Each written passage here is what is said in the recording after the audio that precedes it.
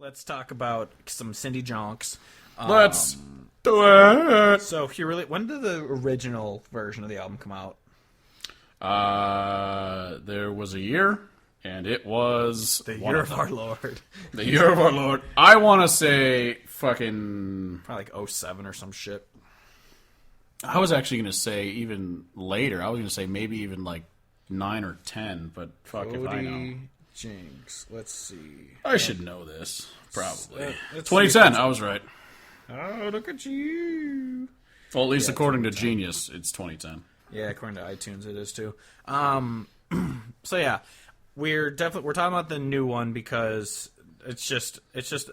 I was thinking about how I would think if some people complain about like how this was re-released, and it's just like, and then I was thinking also at the same time, if you look up "Mama Tried" or "Sing Me Back Home" by Merle Haggard on There's a Spotify 1,000 or iTunes, versions. There's many versions of each song. Like, so this isn't a new thing. Like how Brantley Gilbert, his initial release of, was it "Kicking on the Sticks" was what that album was called? No, "Halfway to Heaven." Yes, correct.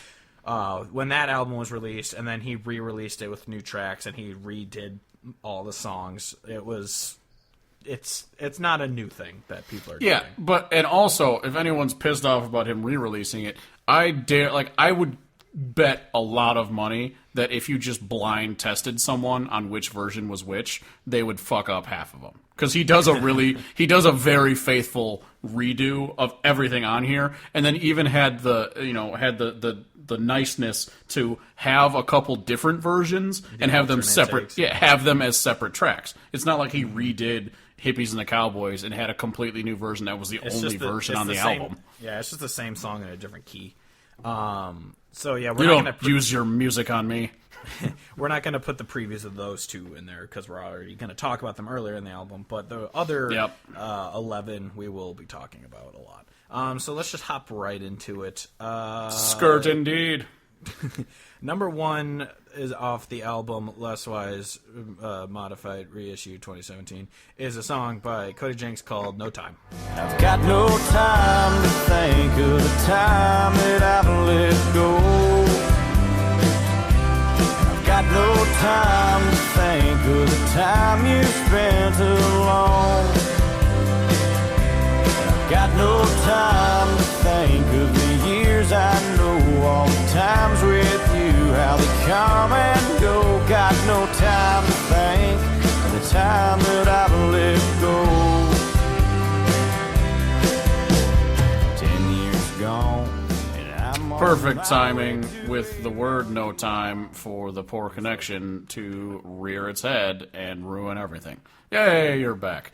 Yes, no time. I'm gonna blanket statement the entire album and just say this song's amazing because all of them are amazing, and I don't need to say that for every single song. So I'm just gonna say that one time. Hopefully, I don't repeat myself. I probably will. But this song is kind of about from the perspective of just being on the road a lot. This whole album has that feel to it. Like it's an early album for him. I'm guessing he's been touring a lot, just trying to get shows, playing a million different shows. And so this song, the chorus, he says, "I've got no time to think, the time that I've let go, I've got no time to think, the time you've spent alone." So he's thinking about his lady at home, and he's just been off on the road for time, just a bunch of time, and he's got some regrets about it, but he's also like going, and so he doesn't even have like time to think about the fact that he's, out and about and such. And it's just real nice. Real nice, like. Getting there all nice and deep black. Getting there nice and deep black. Yeah, so next up is track number 2, a song by Cody Jinks called Wake Up Becky.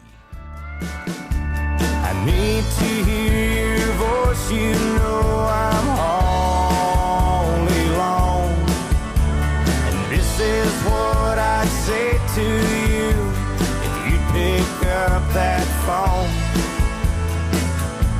You must be fast asleep, not thinking about me, or you're already gone. Wake up, Becky. Becky, I'm almost home.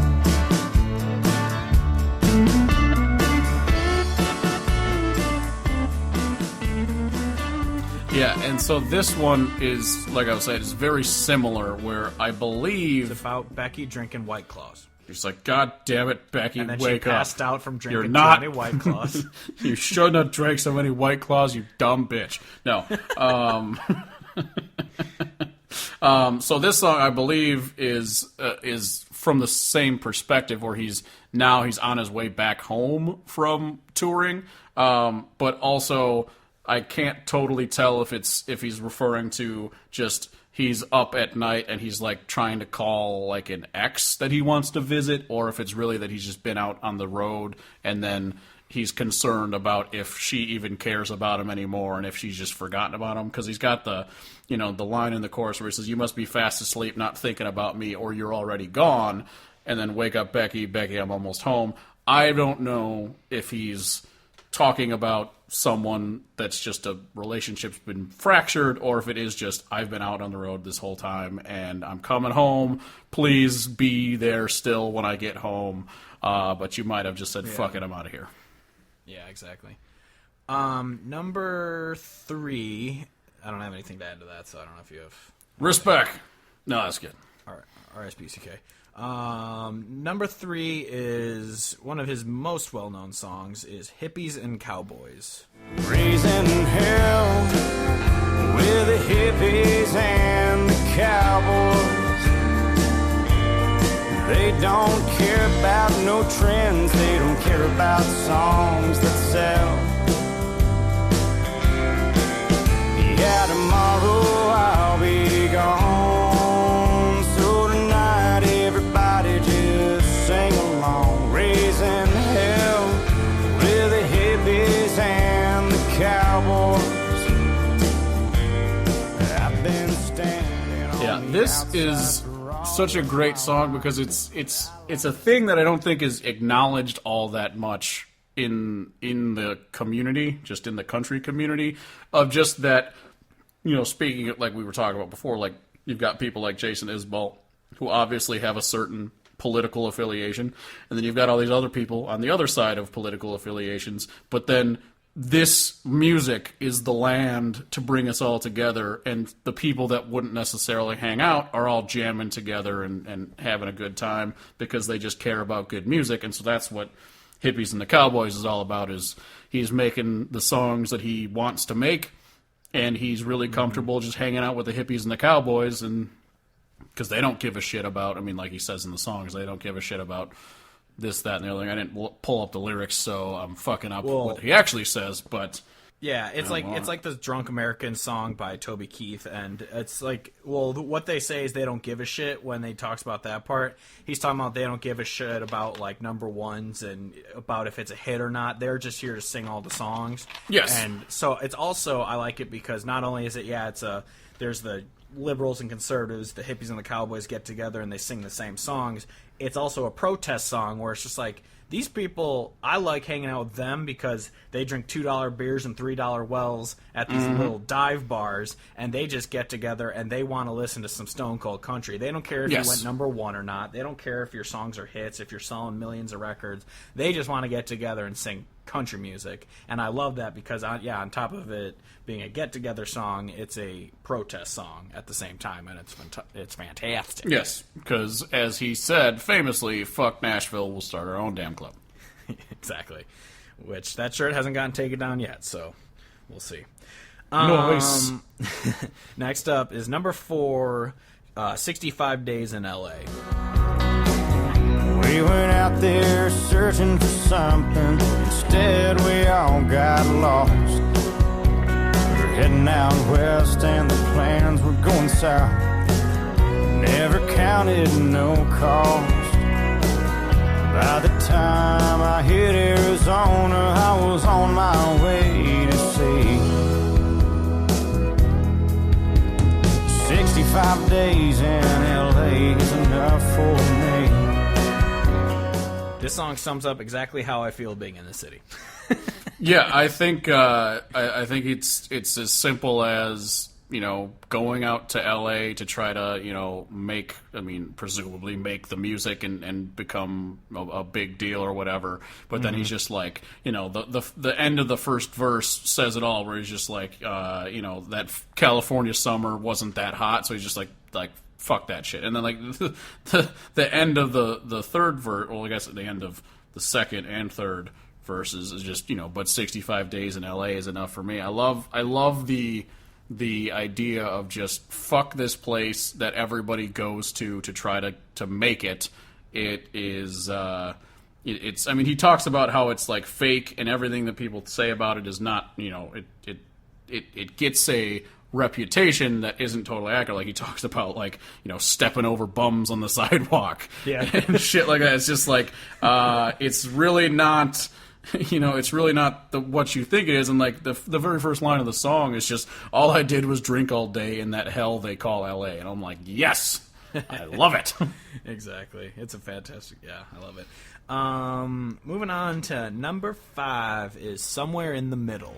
But I learned more on the freight docks, dropping forklifts on the 3 o'clock a.m. shift in the wintertime. Man, it got cold. Selling guitars on the west coast, going hungry. Chasing ghosts around and around we would go. And I saw it all tending bar at night. Treating saints and sinners right is a good thing to do all the time. You never know who you're talking to, but always know who's watching you. Keep your feet moving straight down the line.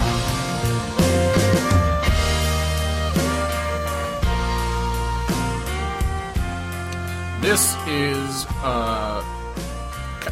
kind of similar to Hippies and the Cowboys in a sense, where he's kind of talking about, beyond just the obvious political bit, is just the doing okay, the hardworking folks who are just trying to provide for their family, just work hard, do something you can kind of enjoy and enjoy it. But then I love that the chorus is him talking about all these different like jobs and things that essentially humbled him and taught him, the value of work and time and money and all that shit. Because, the chorus just starts with, but I learned more on the freight docks, driving forklifts on the 3 o'clock a.m. shift in the wintertime. Man, it got cold.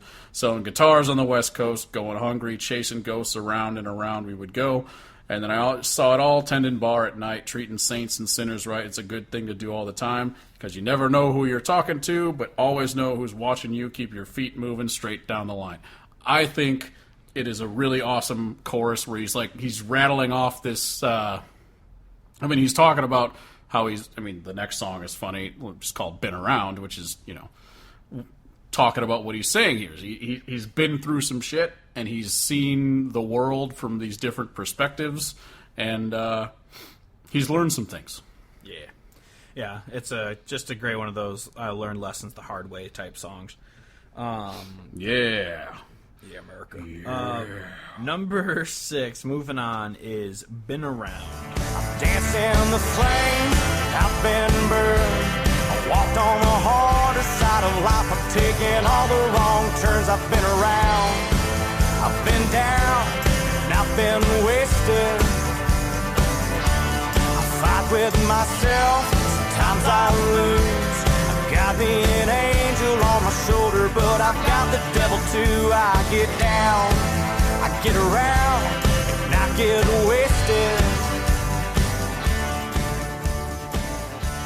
Song's about being a slut. Yep. This is, I believe, if this fucking lyrics would load so I could actually read them. I think that's why my fucking internet on my phone is taking a dump, is because I'm trying to use this ancient iPad and it's just infecting my internet everywhere. Because that's the only way that is possible. But the thing I love about Been Around is where he's like, he wraps up the chorus with like, I've been something, and I've been wasted. It's just funny. You're funny, bitch. Yeah. The lyrics are... There we go. I found them now. America. So, like I was saying, was somewhere in the middle where he's seen things. He's worked He's done a lot of shit, and he's learned life lessons because of that. And so in the chorus, he's kind of, wrapping that up where he's saying, I've danced in the flames and I've been burned. I've walked on the harder side of life. I've taken all the wrong turns. I've been around. I've been down, and I've been wasted. I love it. I just think it's great. And, towards the end, he starts talking about, he's the line that really I think is neat is where he says, I fight with myself. Sometimes I lose. I got me an angel on my shoulder, but I've got the devil too.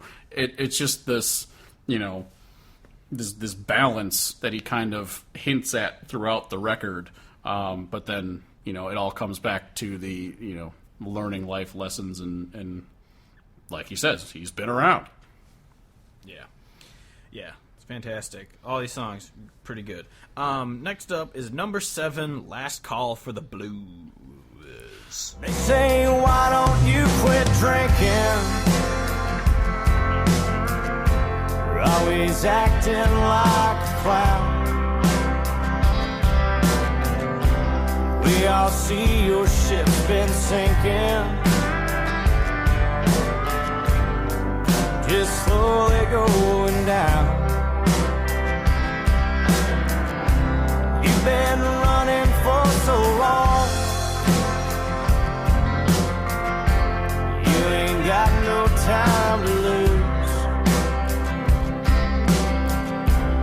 You better right all your wrongs. The last call for the blues. So this, I believe, is coming from the perspective of a guy who, like, he says at the beginning of the song, people say, you're good for nothing. They've said that, for years or whatever.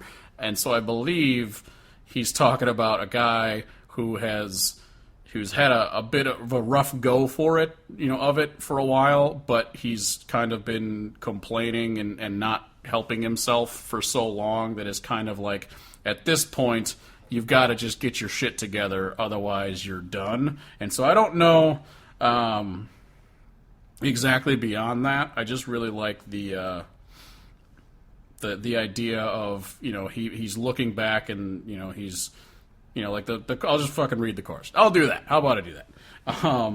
And they say, why don't you quit drinking? You're always acting like a clown. We all see your ship's been sinking, just slowly going down. You've been running for so long, you ain't got no time to lose. You better right in all your wrongs. Last call for the blues. So that's why it seems to me like he's had a rough time for a while, but now it's kind of like, well, you're running on empty. You either got to get it fixed now or just fucking you're done. Yeah. It's fantastical. Moving on to... Wait, no, that's the one we just did. Number 8 is Curse the Sky. Oh, it burns, yeah, it burns, oh, it burns. You do the things you know to just to make it day by day. You can hear the kids are crying, but there's just no time to play. You work the way you know how, just the way you've always done. And you'd like to curse the skies that bring no rain and block the sun. And it burns.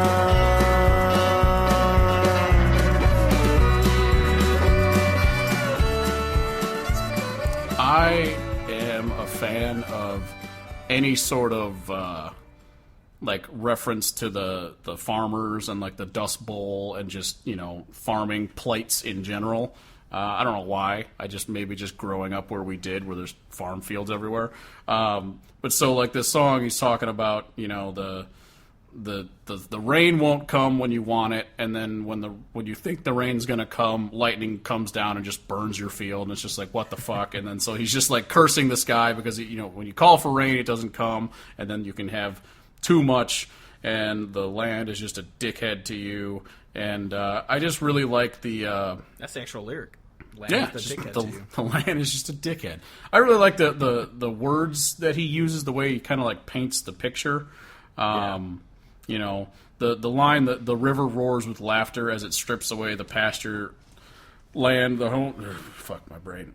The river roars with laughter as it strips away the pasture land, the home you built and work for your own hands. So everything you built, washed away, by nature, because, like I said, is a dickhead. Nature's a dickhead. Kevin Hodge, 2019. Exactly. But yeah, it's fantastic. I always love those like Amarillo Sky type songs, or Cloud of Dust by Brad Paisley, or what's the one by fucking John D. Hale band? More Than I Can Handle. More Than I Can Handle. Yeah, Yep. It's just songs like that. They're fantastic, and Farmer's having a rough time. Love it. Because he can't get his White Claw open. Exactly. Ran out of White Claws, and the swim-up bar I'm at doesn't even have Wi-Fi. Exactly. Number 9 is Love Letters and Cigarettes. Love letters and cigarettes. It's been 3 years and I can't forget, and wrap this chain around my neck for good. Memorized every word you wrote, and each night they go up in smoke. And I'm gonna die, or I'm gonna choke, it's true. Still not done with you. Oh no, still not done with you. Big screen waits for you. So this, I believe, I should have also mentioned on Last Call for the Blues, it's one of the only, there's only a couple songs they didn't write. So Scott Copeland wrote Last Call for the Blues, and Nate Kipp wrote Love Letters and Cigarettes, and then obviously Hank Williams Jr. wrote Whiskey Bent and Hellbound, which we'll get to later. But so this is not written by him, but I really sorry. Go back and rewind and ignore that I said that. Exactly. But like it's a song about a guy looking back through all these letters that he had written or received, probably received from a lover that is no longer they're no longer together, and so it's him, chain smoking cigarettes and reading these things and having regrets and being sad, and it's nice. Sad song's great. Yeah, I really love the Daryl Dodd did that. The Last Ride album where he sang every song with an artist, and he did this with Cody Jinks, and I really liked that version. I really like that version too. Yeah.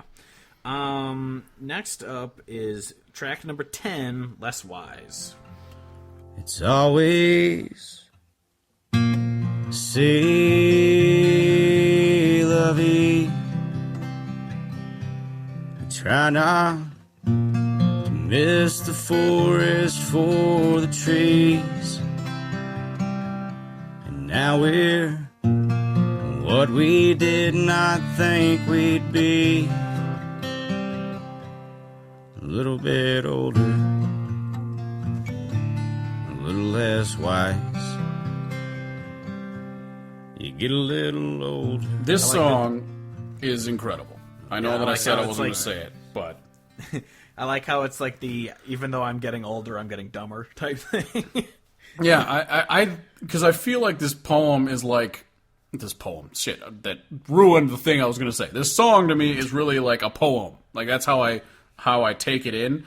And then my iPad just took a dump and is reloading that page because it took a dump. Cool. But yeah, a song. He's talking about. He references a bunch of different people's names and talks about how they don't keep in touch nearly as much as they used to, and they haven't seen this person, and the guy who was rowdy who knew that he'd be the first one with a kid, and it's just the way that it wraps up, where he says it's always c'est la vie, the French thing where it's just like that's life, and then he says try not to miss the forest for the trees. I think you mean and c'est now la vie.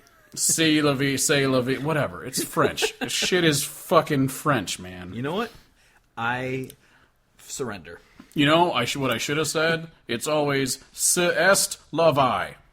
Because that is how it's spelled. But then, like you were saying, you get a little older, a little less wise. You get a little older, a lot less wise. It's just, it's interesting. It's the idea that just because you're getting older doesn't mean that you're just gaining wisdom from out of nowhere. I think it's just it's a really cool thing. And then, the line that starts it and ends it is, time is gold and it only goes by in waves of strangers. And so the way that he, says, so time is gold, time is the only thing that has value. And then it goes by in waves of strangers. And so then he starts talking about how these strangers become part of your life, but then all of a sudden they leave. And then it's just a really interesting look at just aging, really. Yeah. And it's fucking awesome. Yeah, it's great. Tracks number 11 and 12, as we said before, they're just different versions of Hippies and Cowboys and Somewhere in the Middle. It's pretty much him just singing in a different key at a different pace type thing. Yeah. They're really good. It's just we don't really have to get into them. Oh yeah, and I like the originals more just because they're the ones that I think of, and so I don't really seek out those all that often, I would say, unless I'm just listening to this album start to finish. Yeah. But track number 13, the final track, is a cover of Hank Jr.'s Whiskey Bent and Hellbound. Play me a song about a rambling man and put a cold one in my hand. Because I love to hear those guitar sound. But don't you play your cheating heart. That'll tear me all apart. And I get whiskey bent and hellbound.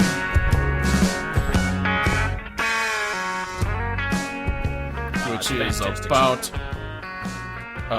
about Bending whiskey. not drinking whiskey health.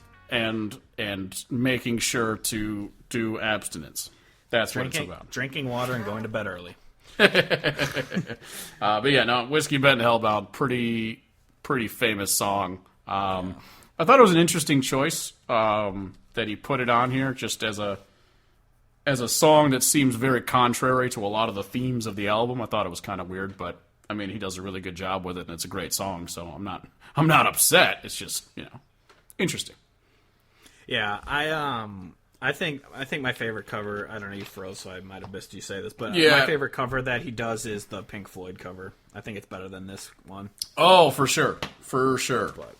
But yeah, this is I agree. obviously a fantastic song, and Hank Jr., it's great. So, Yeah, so words. I don't know if you have anything else to say about this album. Otherwise, move on. The things I have to say are Listen to Cody that Jinks. it is an album, and it is here. True. That is true.